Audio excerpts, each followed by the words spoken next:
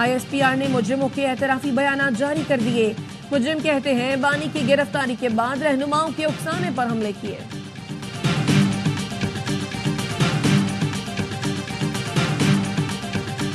Field general court martial نے 9 مئی واقعات میں ملوث 25 مجرموں کو سزائیں سنا دی۔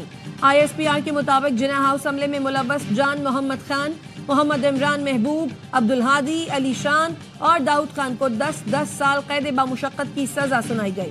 GHQ حملے میں ملوث راجہ احسان اور عمر فاروق کو بھی 10 سال قید بامشقت کی سزا۔ پنجاب ریجمنٹل سینٹر مردان حملہ کیس میں رحمت اللہ کو 10 سال، PAF بیس میاں والی حملہ کیس میں انور خان، بابر جمال کو 10 سال، بنو کینٹ حملہ کیس میں محمد آفاق کو 9 سال، چکدرا قلعہ حملہ کیس میں داؤد خان کو 7 سال، ملتان کینٹ چیک پوسٹ حملہ کیس میں زاہد خان 4، خرم شہزاد کو 3 سال قید بامشقت کی سزا سنائی گئی۔ ISPR کے مطابق ملکی معنوں میں مکمل انصاف اس وقت ہوگا جب 9 مئی کے ماسٹر مائنڈ اور منصوبہ سازوں کو آئین و قانون کے مطابق سزا مل جائے گی۔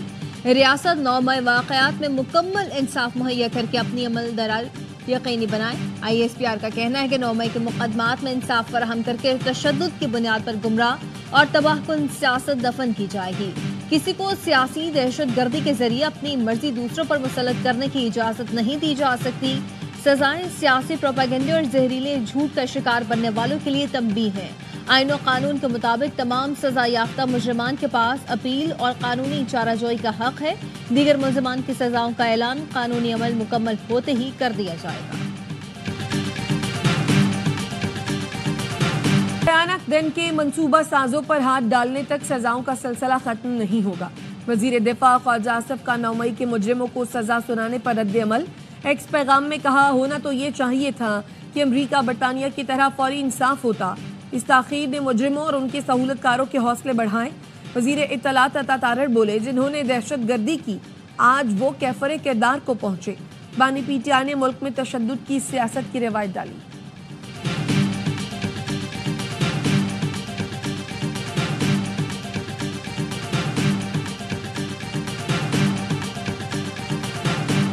مئی کے کرداروں کو سزائیں ہوئی ہیں، جن لوگوں نے ان کو آگے کیا، میں سمجھتا ہوں اصل میں تو ان کو سزائیں دلوانے میں اسی سیاسی جماعت کا ہاتھ ہے جنہوں نے آگے کر کے پیچھے ہاتھ ہٹا دیا۔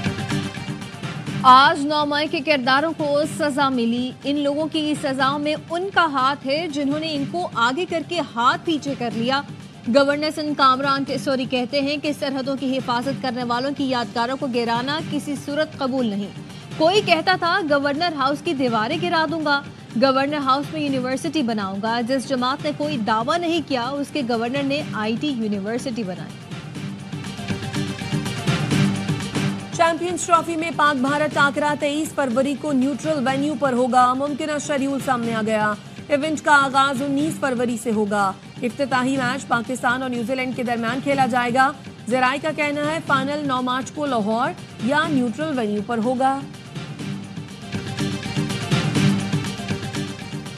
اسلام آباد ہائی کورٹ نے انٹیلیجنس رپورٹس پر افسر کو گریڈ 21 میں ترقی نہ دینے کا فیصلہ کالعدم قرار دے دیا۔ سلیکشن بورڈ کی آئندہ میٹنگ میں محمد طاہر کی ترقی کو رولز کے تحت زیر غور لانے کی ہدایت۔ عدالت نے فیصلے میں کہا کہ بورڈ ایسی رپورٹ کی پرواہ نہ کرے جس میں افسر کو محکمانہ سطح پر دفاع کا موقع نہ ملا ہو۔ وزیر اعظم بیوروکریسی کو ثبوت کے بغیر ایسی رپورٹس کے رحم و کرم پر کیسے چھوڑ سکتے ہیں؟ حیران کن ہے کہ قابل وزیر اعظم لاپرواہی سے ایسا کیسے ہونے دے سکتے ہیں؟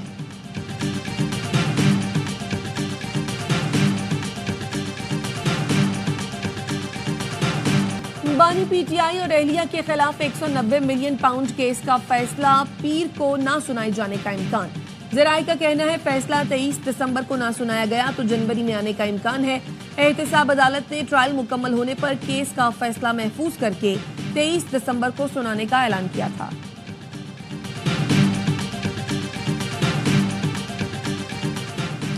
بانی PTI کی اہلیہ بشرا بی بی کی 32 مقدمات میں 13 جنوری تک عبوری ضمانت منظور۔ بشرا بی بی راولپنڈی کی انسداد دہشت گردی عدالت سے روانہ ہو گئی۔ اسلام آباد سیشن کورٹ نے تھانہ سیکریٹریٹ کے مقدمے میں عمر ایوب کی عبوری ضمانت کی توثیق کر دی۔ پولیس سے عمر ایوب کے خلاف مقدمات کا ریکارڈ طلب۔ GHQ حملہ کیس میں مزید 3 ملزمان پر فرد جرم عائد۔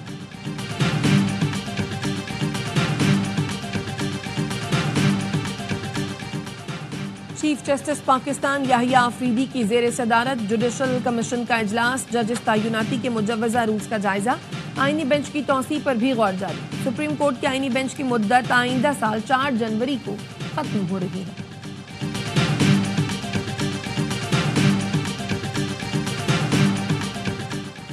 سیکیورٹی فورسز نے خیبر کے علاقے راج کال میں پاک افغان بارڈر سے دراندازی کی کوشش ناکام بنا دی، 4 خارجی ہلاک۔ ISPR کا کہنا ہے کہ شدید فائرنگ کے تبادلے میں سپاہی عامر سہیل آفریدی شہید ہوئے۔ صدر آصف علی زرداری، وزیر اعظم شہباز شریف اور وفاقی وزیر داخلہ کا فورسز کو خراج تحسین۔ صدر زرداری نے کہا کہ بہادر سیکیورٹی فورسز سرحدوں کی حفاظت کے لیے ہمہ وقت تیار ہیں۔ وزیر اعظم نے کہا انسانیت کے دشمنوں کے مذموم عزائم کو خاک میں ملاتے رہیں گے۔ محسن نقوی کا کہنا تھا کہ فورسز نے ایک بار پھر خارجی دہشت گردوں کے عزائم کو ناکام بنایا۔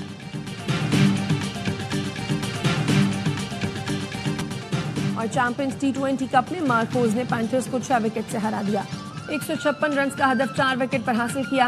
دوسرے میچ میں اسٹالینز اور ڈالفنز کی ٹیمیں مد مقابل۔ تمام میچ اسپورٹس پر براہ راست دکھائے جا رہے ہیں۔